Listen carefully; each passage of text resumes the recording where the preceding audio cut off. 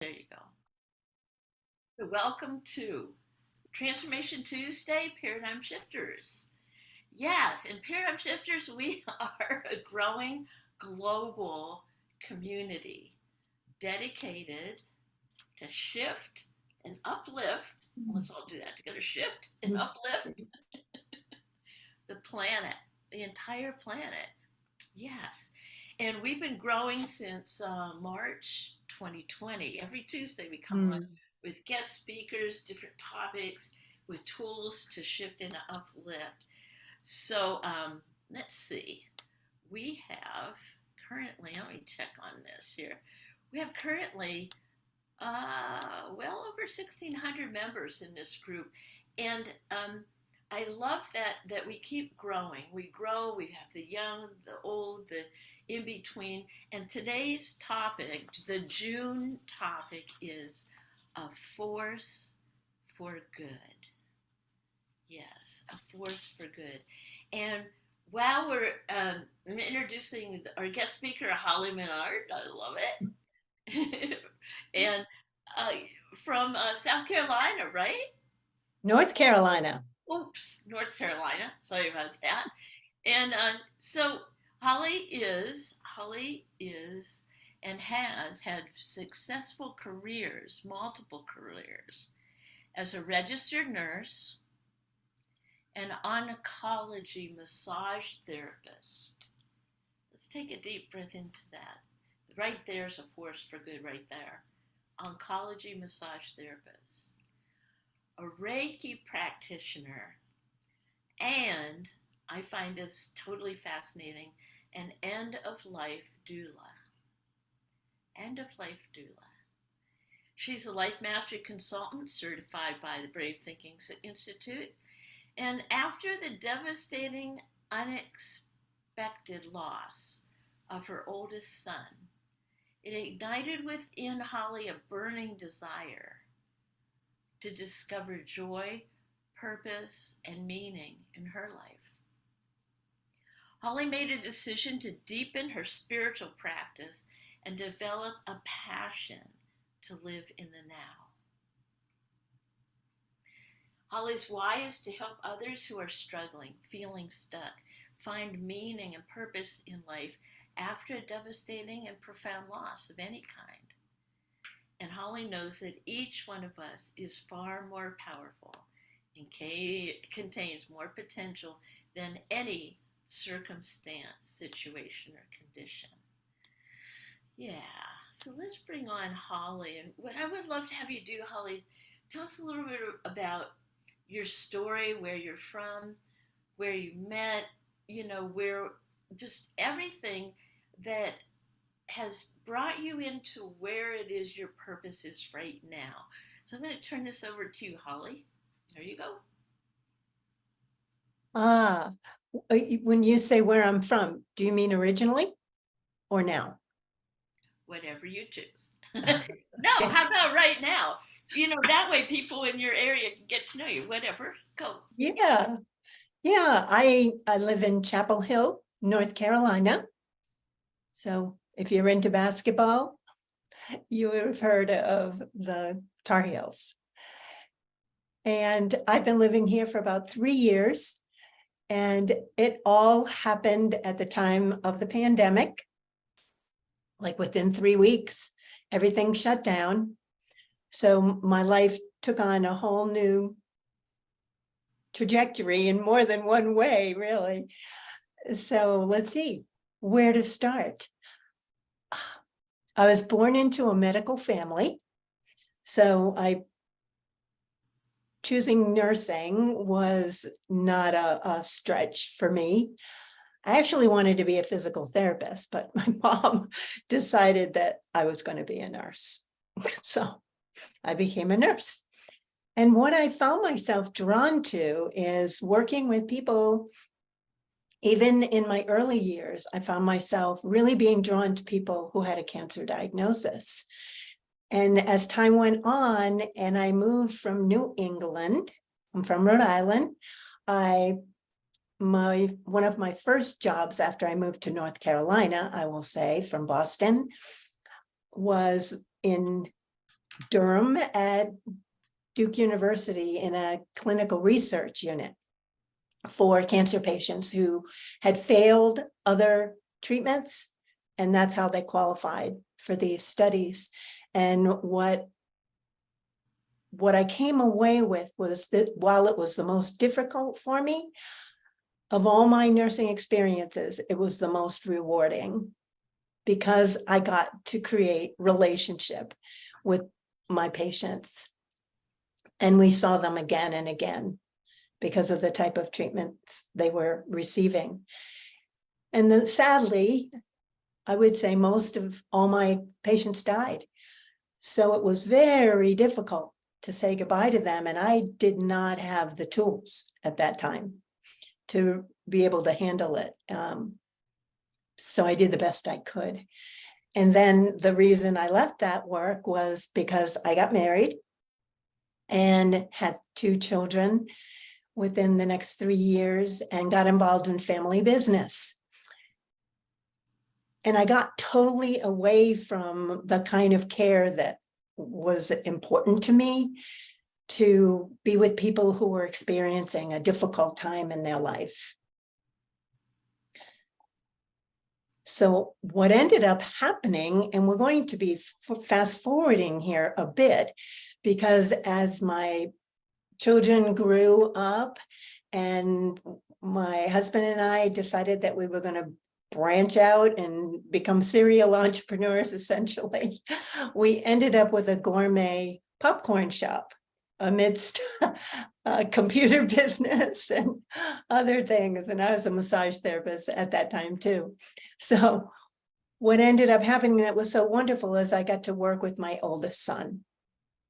And this is important because for years we knew that we would see each other and we would be serving our customers and having fun along the way, because he was really funny. He did a lot of kind of crazy, zany things. And then one day, everything changed. Everything changed. I said goodbye to him. He was heading off to a country music festival. And I say that because that was what he really, really loved. And he had recovered from having a broken foot. So this was extra significant for him. I get a phone call from my husband about 5 hours later saying that he had been seriously injured in a car accident, and how quickly rather could I get to the emergency room. And so I share this because what eventually happened was within 24 hours, we were saying goodbye to him. It was tragic. It was unfathomable. It was a brick wall. And it was fact. As much as I had a hard time believing it, that my son was not going to be present with us any longer, it was a fact. And so over time, as I was grieving, I started to realize, I really haven't lived my life in the way that I would really love to. I haven't touched the lives that I would love to touch. And my life experiences have prepared me to be able to step into a role such as this. So as it would happen, and it took a couple of years because I kept putting it off, I took a trip to India and my life turned around and I decided, you know what, I'm not happy doing what I'm doing. And as soon as I got back, I was scrolling on Facebook and found a certificate from a program for end-of-life doulas. Never had heard of them. I had never have heard of that until I met you. Mm-hmm. So, yes, and oh man, tell us more. I have a feeling that this little gold nugget is going to change people right here. Mm. Yeah. Well, I knew right away when I saw it, I was going to explore this. What I didn't know was that within 2 weeks max that I was going to be enrolled in the program, and that after 8 weeks, I would be a professionally certified end-of-life doula. And what I really loved about that, which is also drawing on my life experience as a nurse, as a massage therapist working with cancer patients, the majority of them, that I would have the opportunity to be with people who were at a most difficult time, facing the most difficult thing, which is the end of their life, completing their life cycle. And what I learned is that we really and truly are alive right up until our very last breath. And we all deserve to live a life starting from now with a diagnosis, in this case, in as richly and fully of a way as we possibly can. And we don't even need to know how, really, and that comes in a little bit later, because people who are faced with this diagnosis are so overwhelmed, so underinformed, and that includes the caregivers too, that having a companion and guide who is there in a non-medical way to help them navigate. Really, I consider myself a companion and a guide to people who are on this journey. And in what ways can I bring in the possibility to open up for someone who doesn't believe that they could actually have that kind of a life that has meaning? They're kind of preparing for the worst many a time, and not, like I said, not well informed. So I have really enjoyed being able to kind of interrupt that conversation. I love it, a pattern interrupt. So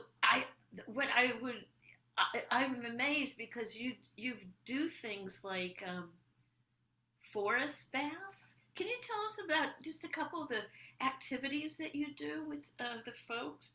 Because like you were telling me about going into the forest and that energy, and that to me, well, anyway, I would love to have you talk more about that and that idea and what that does for you as, also what it does for, I don't even want to call it your patient, but your companion that you're walking.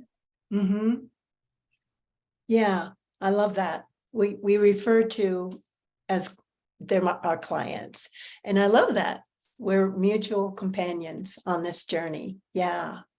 So the way that I nourish my soul in the midst of all the different kinds of people that I have the honor of working with is to find peace in the forest. I absolutely love it. I love getting away from what you would call the maddening crowd and not hearing any cars. And it's just this lush green life that it's like I've entered into a whole nother world. And I love to listen to the birds. I love to watch the squirrels running up and down the trees. I love to hear the sound of water I find these streams, and to listen to I call it the voice of the stream. It's so calming and so grounding at the same time. And I feel like those experiences, I take them with me. I have them stored in my being, Yeah. So you take your clients into the forest as well, right? So what does that feel? Tell me some feelings that has when you're. I know you can't tell about what's happening and their feelings, but what are you? Yeah, what are you seeing in your clients as you take them into the forest? Okay, so first, on the level of fact, that's in my dream. My dream, yes, my dream is to have clients that I take into the forest, similar to Judy, who takes some of her clients out on on kayaking adventures. This is what I'm seeing myself offering to my clients. And it's where I'm coming from with this is that the stream is a place where there's letting go. And letting go as part of how I show up for my clients is in the way of, I'll use the word preparing them. Of course, it's on their own that the process is happening that they want to forgive. Yeah. So the stream is a place where we can create a ritual. And I learned this in India. I did. We had the most beautiful ceremony around forgiveness with some words shared, which, I see myself sharing based on what I know about my client and whether they would have someone with them or not. We could be on our own, and some symbol or symbols that my client would want to bring along with them. And then to gather up this whole experience, which is letting go on such a deep level.